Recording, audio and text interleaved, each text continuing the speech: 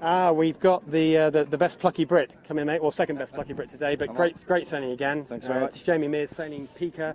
Remember yesterday, Jamie had probably a mixed day, didn't you? Really. A couple of good starts, and unfortunately, the one that we sailed the majority of the race off was had a poor start and took the wrong side of the first beat. But you've had what an exciting few days. You had a terrific practice race, like terrific day for you, didn't you? Really. Fantastic. New crew, all went beautifully. Yesterday, hero to zero to hero all over, and today again a bit of that as well. You look very competitive. Pretty solid. A couple of good starts, I think, on both the general and the one that obviously got away.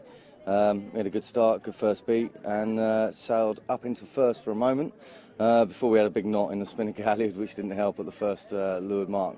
But all in all, yeah, pretty good day. Got a bit slippery out there as the wind died at the end. It was a bit of snakes and ladders. Got to really have your eyes out the boat looking for the puffs. But in general, yeah, good solid day. Let's just talk a little bit about about that bottom mark landing. We were being pretty tough to you on the commentary, but we're a pretty tough team. But you sailed really nice, obviously plenty of pace, sailing really well then. You'd roll over the top of the leader, got a love at 7, you'd probably a couple of place changes, you'd found a really nice lane down that reach, plenty of boat speed. On that bottom mark as you came in, we were saying coming in, a bit of a boat handling test, never going to be easy. You had a jibe drop and you had a full 180 turn.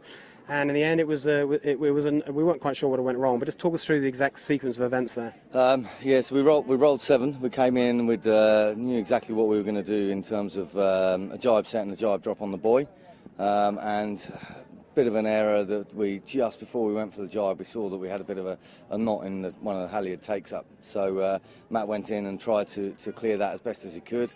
We were then a little bit late on our lay line for the jibe in, which just added more and more pressure. So we then jibed for the boat, and we still had the knot in the boat. To be fair, we were lucky to even get round the mark with the knot and it being a little bit late. Lessons learned, yeah, maybe a new elastic on the take-up and just eyes making sure that it's all clear sooner, really. I mean, even in 10 knots, these boats are quite unforgiving, aren't they? A small problem becomes a big one. Absolutely, yeah, and they move at such a fast speed that you know, just a couple of seconds, a couple of boat lengths and everything, the dynamics change and the angles change and it becomes very hard to sail. So, you know, it was a little bit unlucky, really, but we could probably prepared a little bit better, I guess, is what we've got to take away from it. Nice to be at the right end of the fleet. Absolutely, yeah. You know, you just need, with this many boats, you just need a clear lane off the start line. If you haven't got good clear wind off the start line, it's really hard. So the start is key with this many boats. Now, how's it working out with the new kid, Matt Searle? Yeah, Matt, really good. You know, it's nice to sail against Matt rather than, with him rather than against him. Yeah, no, it's fine. We're all, as you say, a new team. We haven't sailed for a year and a new middleman, but it's clicking really well. So, yeah, it's working fine. It's been a really weird regatta, weather conditions, very up and down, cancelled races, all sorts of stuff we've never seen before. So far, you know, it's kind of working out quite nicely for you guys. Do you think with your crew setup, you're best off in weird and tricky stuff? I mean, how do you reckon you'll go if we get a 20 knot northeasterly, which we're probably going to get, by the way, on Friday? So last year we shot a 4th in the 20 knot nor'easter, so that was probably our best result. So you're good to go when the breeze is in? I think the breeze is in. You know, I'm a little bit on the large side, so we're one of the heaviest teams. I think with that in mind that we tend to go either when it's very light or as soon as we're pulling 3 strings and down to the knots. We struggle, needless to say, when we're pulling 2.5 strings.